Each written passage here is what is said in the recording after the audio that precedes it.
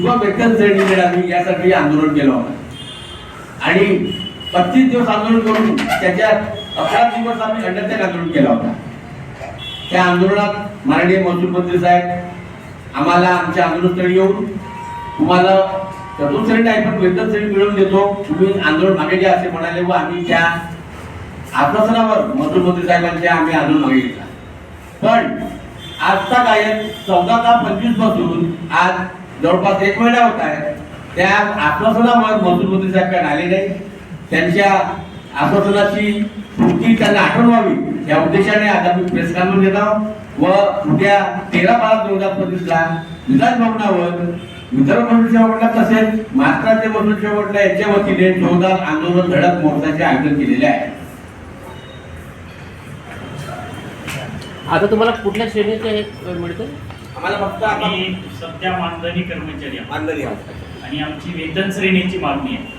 तत्पूर्वी माननीय महसूल मंत्री महोदय यांनी ज्या पद्धतीनं आम्हाला 13/10/2025 ला सांगितलं की 16/10/2025 ला बैठक लावून मंत्रालय स्तरावरच्या उच्चस्तरीय बैठकीमध्ये तुमचा निर्णय घेतला जाईल, परंतु 16/10/2025 च्या बैठकीनंतर माननीय महसूल मंत्री महोदय, आम्ही आरोप करत नाही, आम्ही परत तुमच्या माध्यमातून विनंती करतो की त्यांनी या दिलेल्या आश्वासनाची पूर्तता करण्यासाठी पुढाकार घ्यावा. कारण त्यांनी ज्या पद्धतीने सांगितले की तुम्हाला चतुर्थ श्रेणी देता येत नाही, चतुर्थ श्रेणी शासनाने बंद केली.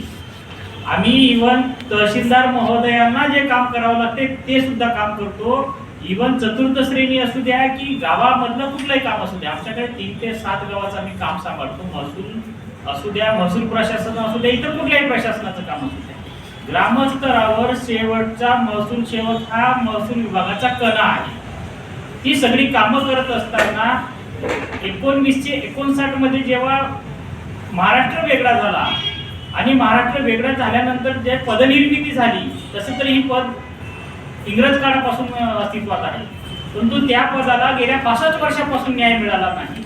आम्हाला असं वाटलं कुठेतरी की पुरोगामी महाराष्ट्रामध्ये जर समजा कर्नाटकमध्ये सरकार निर्णय घेऊ शकतं महसूल सेवक म्हणजे तत्कालीन कोतवालांच्या विषयावर, तर पुरोगामी महाराष्ट्र तरी घेईल बा या उद्देशाने आम्ही गेल्या 3 महिन्या अगोदर साधारण एक 22 दिवस धरणे आंदोलन आणि एक 11 दिवस अन्नत्याग आंदोलन केलं आणि तेव्हा कुठे शासनाला जाग आली, परंतु ते जागी येऊनही अजूनही ती आमची जे परिश्रम आहे ते अजूनही फळाला आलेले नाही आणि ते फळाला यावं याकरिता आम्ही उद्याचा हा मोर्चा आयोजित केलेला आहे.